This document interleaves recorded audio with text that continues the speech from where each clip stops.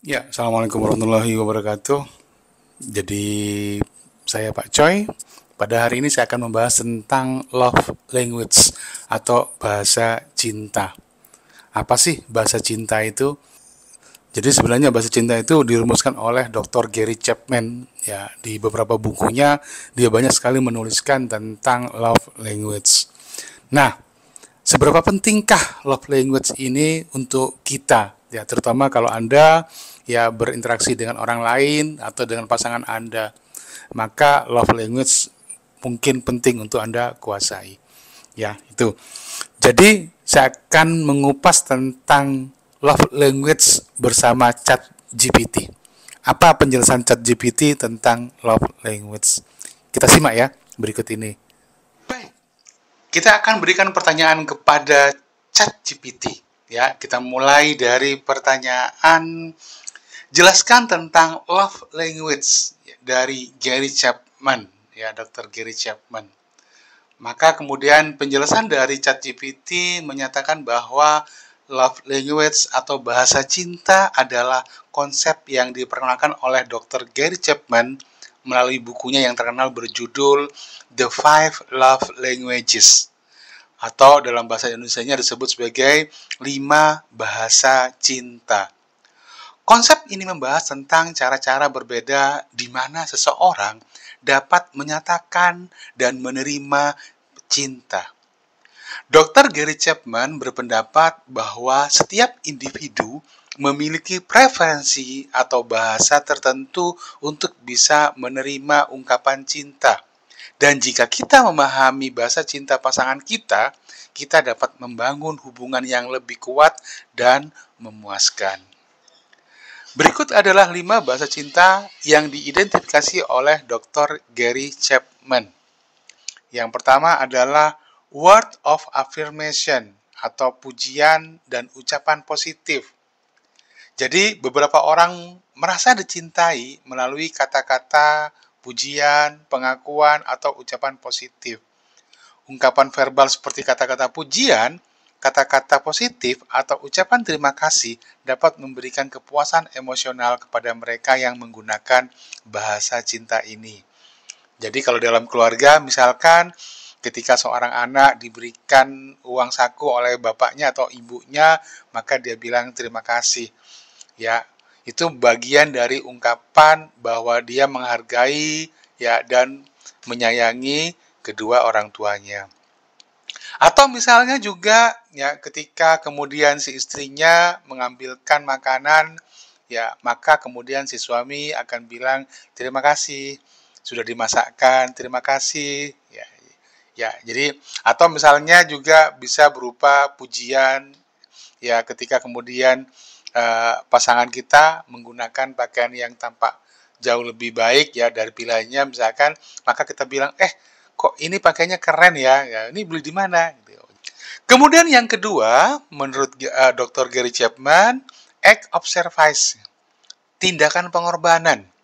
Ya, jadi untuk beberapa individu, tindakan nyata dan pengorbanan dalam membantu untuk melakukan hal-hal untuk pasangan mereka merupakan ekspresi cinta yang paling bermakna. Ini bisa berupa membantu membersihkan rumah, memasak, atau melakukan tindakan-tindakan nyata lainnya untuk kebahagiaan pasangan.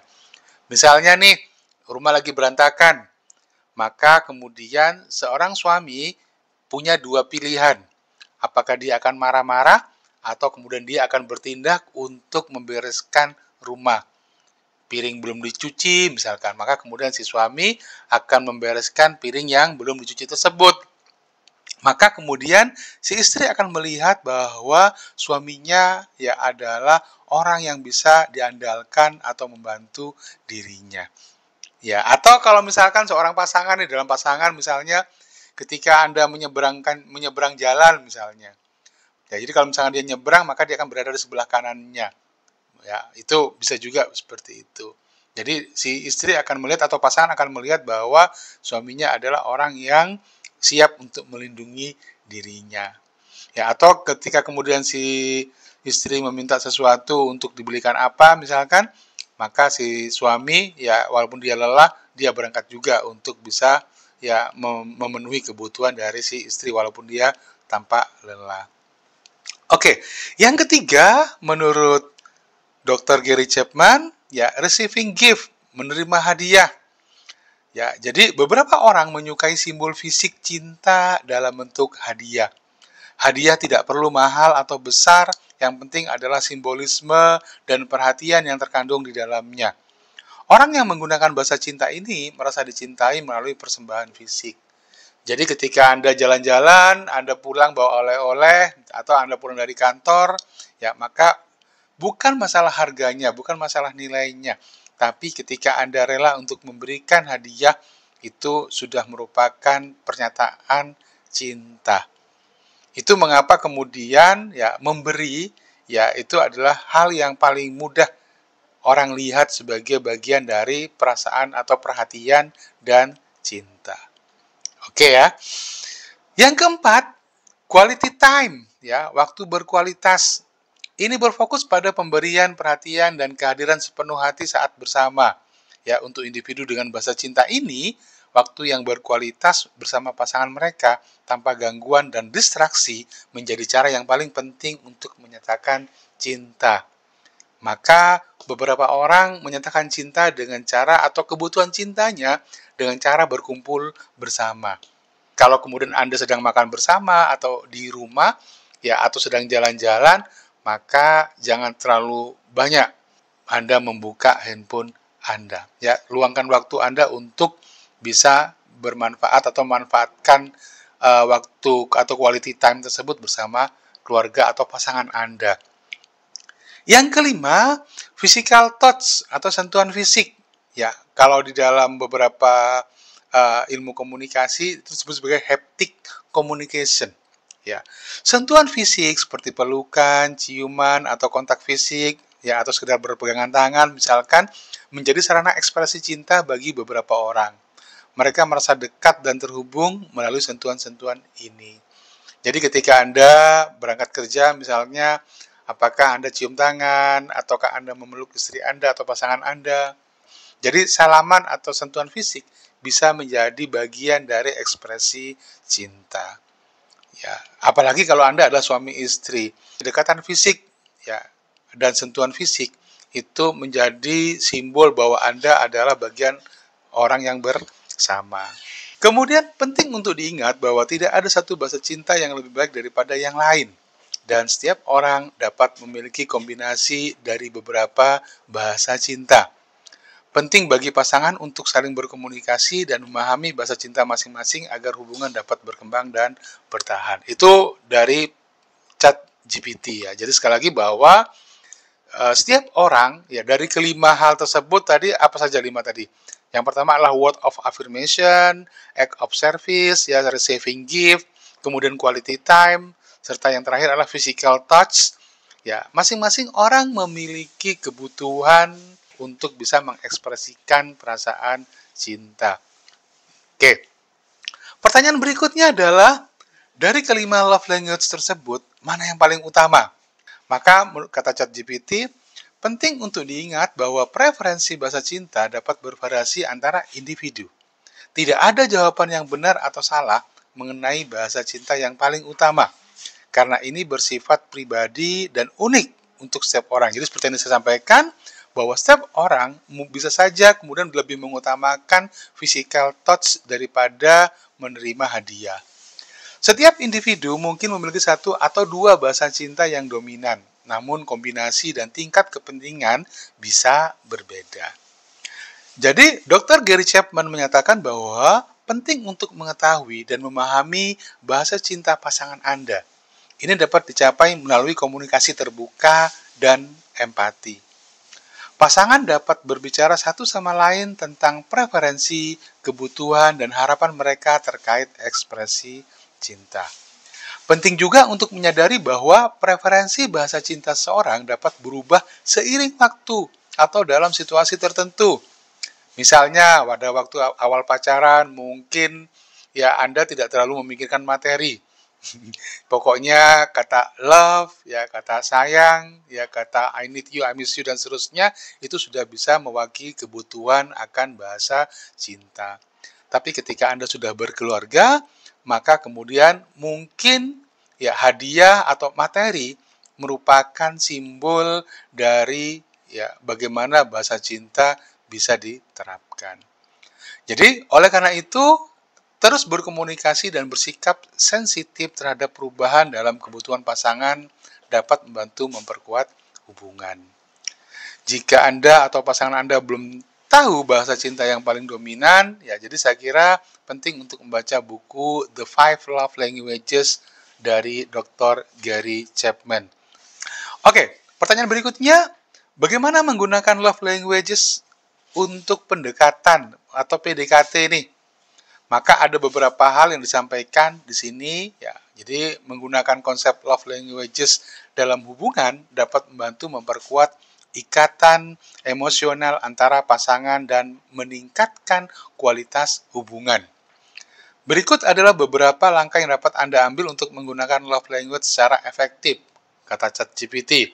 Jadi dimulai dari komunikasi terbuka, kemudian pahami love language pasangan, apa yang lebih diutamakan oleh pasangan Anda, apakah berkaitan dengan touch, berkaitan dengan gift atau hadiah, berkaitan tadi dengan kalimat pujian, ya. Jadi bisa saja Anda memberikan kalimat pujian, tapi bagi pasangan Anda itu dianggap sebagai hal yang gombal, gitu ya.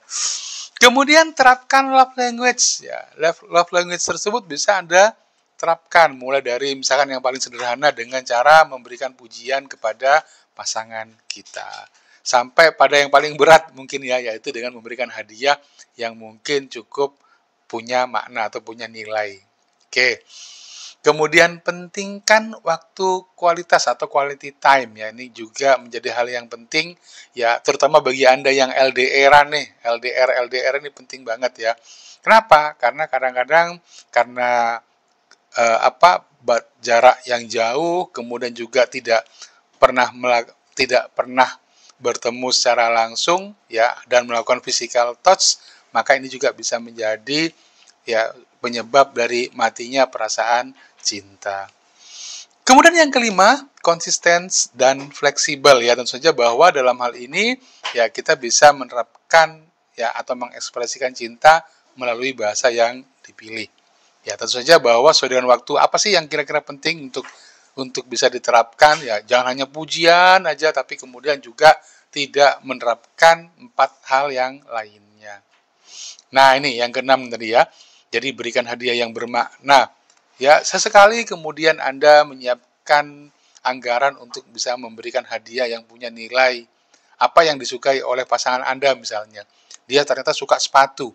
Ya, atau kalau Anda lihat misalkan dia seringkali browsing sepatu yang diidam-idamkannya misalkan, maka Anda bisa memberikan kejutan ya entah itu di hari ulang tahunnya ataupun momen-momen spesial lainnya.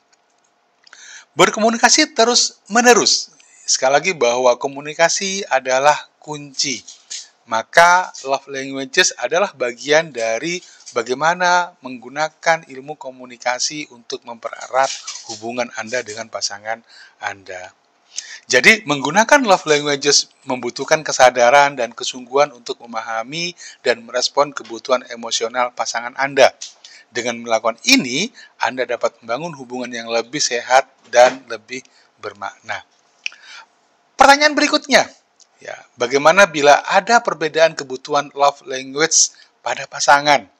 Misalnya Anda mungkin lebih fokus pada physical touch, sedangkan dia atau pasangan Anda lebih fokus pada hadiah ataupun mungkin pada penghargaan. Ya.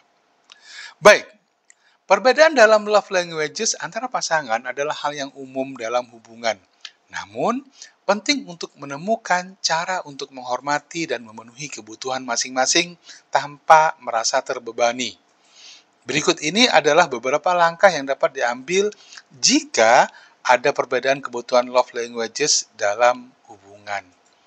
Jadi, mulai dari komunikasi terbuka, kemudian juga melakukan kompromi, apa yang dia butuhkan, apa yang Anda butuhkan, itu disampaikan, ya, dan pada akhirnya harus menemukan titik temu ya dari kebutuhan-kebutuhan tersebut. Kemudian pendidikan dan pengembangan diri supaya keduanya bisa saling memahami bagaimana membangun hubungan yang baik dan sehat. Yang keempat, saling memberi dan menerima, ya, take and give, ya, take and give. Atau kalau di sini memberi dan menerima, give dulu baru take. Oke, kemudian fleksibilitas juga menjadi hal yang sangat penting sesuai dengan kondisi yang ada. Yang keenam, pertimbangkan konteksnya. Ini berkaitan dengan bagaimana ya kita bisa menerapkan love language tersebut ya sesuai dengan kondisi yang ada. Dan yang ketujuh ya adalah komitmen untuk bertumbuh bersama. Bahwa ya pasangan itu adalah dua pribadi yang berbeda, karakter yang berbeda, latar belakang keluarga yang berbeda, tetapi ketika mereka berkomitmen untuk bersama, maka juga harus punya komitmen untuk bertumbuh bersama, saling menyesuaikan diri, ya, dengan lebih memahami love languages yang ada. Oke, itu pertanyaan berikutnya adalah, apakah seorang yang lebih mengutamakan receiving gift dalam sebuah hubungan bisa dikatakan dia lebih mengutamakan harta atau materialistis? Sering kita mendengar istilah cewek matre, ya, atau cowok mokondo, ya, oke. Jadi, kalau kemudian ada orang yang dia melihat bahwa perasaan cinta itu akan terlihat kalau kemudian dia mendapatkan hadiah, ya, maka kita lihat apa kira-kira jawaban dari ChatGPT. Tidak selalu benar bahwa seorang yang lebih mengutamakan receiving gift dalam bahasa cinta adalah individu yang materialistis atau hanya peduli tentang harta. Bahasa cinta ini lebih tentang arti dan simbolisme hadiah, bukan nilai materi secara eksklusif. Orang yang memiliki receiving gift sebagai bahasa cinta utama mungkin mengalami kepuasan dan pengakuan emosional melalui simbol fisik cinta, bukan karena keinginan terhadap materi atau kekayaan semata. Hadiah tersebut mungkin mewakili perhatian, pemikiran, dan usaha yang diberikan oleh pasangan. Jadi sebenarnya ada perbedaan antara materialistik dengan receiving gift. Ya, penting untuk memahami bahwa setiap bahasa cinta memiliki dimensi emosional dan psikologis yang lebih dalam. Seseorang yang menyukai receiving gift mungkin merasa dicintai dan dihargai ketika pasangannya memberikan perhatian khusus untuk memilih hadiah yang bermakna. Ini tidak selalu berarti bahwa mereka terlalu fokus pada nilai materi atau memiliki orientasi materialistis. Oke ya, jadi terkadang bukan pada nilai dari materinya atau hadiahnya, tapi pada kerelaan ya untuk bisa memberikan hadiah kepada pasangan. Penting untuk berkomunikasi secara terbuka dan jujur dalam hubungan untuk memahami motivasi dan makna di balik preferensi bahasa cinta, dan seterusnya ya. Ya, saya kira itu berkaitan dengan love languages dari Dr. Gary Chapman. Oke, kemudian terakhir saya ucapkan terima kasih kepada ChatGPT. ChatGPT bilang sama-sama, jika Anda memiliki pertanyaan lain atau butuh bantuan dengan topik apapun, jangan ragu untuk bertanya. Selalu senang untuk bisa membantu. Itu kata ChatGPT. Ya, semoga bermanfaat bagi Anda semua untuk bisa lebih memahami bahwa ada hal-hal yang bisa membuat Anda mengungkapkan rasa cinta Anda pada seorang tanpa Anda harus mengungkapkannya. Ya, kemudian juga Anda bisa memahami bahwa ternyata setiap orang memiliki cara ya dan kebutuhan yang berbeda dalam mengungkapkan rasa cinta. Oke, terima kasih. Assalamualaikum warahmatullahi wabarakatuh.